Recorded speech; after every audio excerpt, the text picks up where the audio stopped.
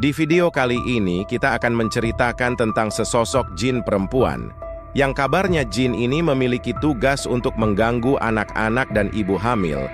Bahkan dikatakan jin satu ini adalah penyebab dari seorang ibu keguguran kandungannya, juga yang membuat seorang anak menangis tak jelas ketika waktu maghrib tiba. Karena maghrib adalah waktu di mana jin-jin terkuat keluar dari sarangnya untuk mengganggu manusia. Apakah benar kisahnya? Mari kita simak kisah Ummu Sibyan.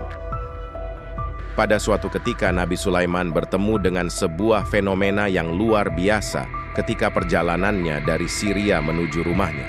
Beliau duduk di atas permadani yang dibawa angin, dan dalam perjalanan tersebut, malaikat Jibril dan malaikat Mikail turut serta.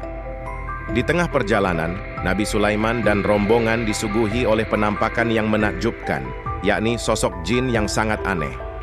Jin ini menyerupai wanita tua dengan gigi mirip gading gajah, rambut dan bulu yang menyerupai pelepah pohon kurma, serta badan yang tercium aroma bau yang tidak sedap. Jin tersebut juga memiliki hidung yang mengeluarkan semacam asap, suara seperti petir, dengan lolongan serigala dan ringkikan keledai. Selain itu, matanya berwarna merah dan postur tubuhnya sangat tinggi serta besar, dengan kedua kakinya mengangkangi antara dua lembah. Nabi Sulaiman terkejut dengan penampakan tersebut, bersujud kepada Allah Subhanahu wa Ta'ala. Setelah itu, beliau berbicara dengan sosok aneh tersebut, yang kemudian mengidentifikasi diri sebagai Ummu Sibyan, anak perempuan dari iblis, dan mengaku tinggal di udara antara langit dan bumi. Ummu Sibyan ini diartikan sebagai ibu penyakit sawan. Kita yang tinggal di Indonesia pasti tidak asing jika mendengar istilah sawan. Kata sawan ini memiliki dua arti. Yang pertama, orang-orang dulu mengartikannya sebagai kemasukan roh halus, yang biasanya terjadi pada bayi usia di bawah 2 tahun. Tetapi menurut pendapat yang kedua, secara logis, sawan ini diartikan sebagai penyakit kejang epilepsi. Atau ada juga yang mengartikan trauma yang berat karena sesuatu. Nabi Sulaiman ingin memahami lebih lanjut, bertanya kepada Ummu Sibyan tentang perilakunya terhadap manusia. Ummu Sibyan menjelaskan bahwa ia menguasai manusia yang memiliki akhlak buruk dan yang menjauh dari Allah. Beliau juga menjelaskan bahwa caranya mengganggu manusia adalah dengan masuk melalui aliran darah, barang-barang, dan bersama bala tentaranya menempati tempat-tempat yang tidak dihuni, menjadi sumber penyakit yang berbahaya. Nabi Sulaiman ingin mengetahui lebih rinci bagaimana Ummu Sibyan membuat bayi menangis dan mengurangi harta manusia. Ummu Sibyan menjelaskan bahwa dia bisa bertukar wajah dan berubah seperti apa yang diinginkan. Kemudian dia bisa masuk ke dalam rahim seorang ibu yang sedang mengandung dan menendang-nendang rahim hingga membuat keguguran.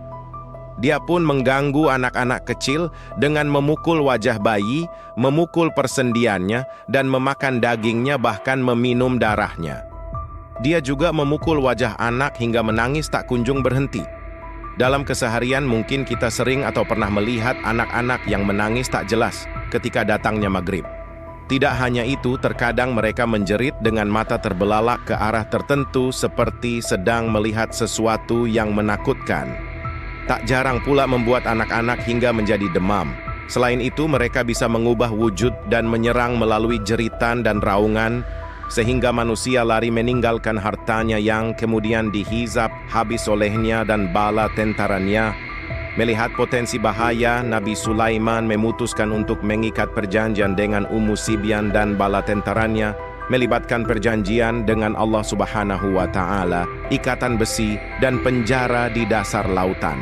Meskipun malaikat Jibril menyarankan untuk membakar Ummu Sibyan, beliau memilih untuk menahan diri, dan Ummu Sibyan memohon agar tidak disiksa, menyatakan bahwa hanya Allah yang berhak menyiksanya. Dari situlah Nabi Sulaiman membuat suatu perjanjian dengan iblis terkait 7 perkara, dan inti dari 7 perkara itu adalah bahwa Ummu Sibyan bersama dengan bala tentaranya dilarang untuk mencelakai anak cucu Nabi Adam. Bagaimana dengan kebenarannya?